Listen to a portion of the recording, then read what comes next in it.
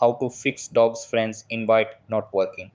Hey guys, in this video, I am going to show you how you can fix dog's friends invite not working. So make sure to watch this video till the end and let's get started. So the first thing that you want to do is ensure you are using the latest version of Telegram. Over here, open up your Play Store and search for Telegram.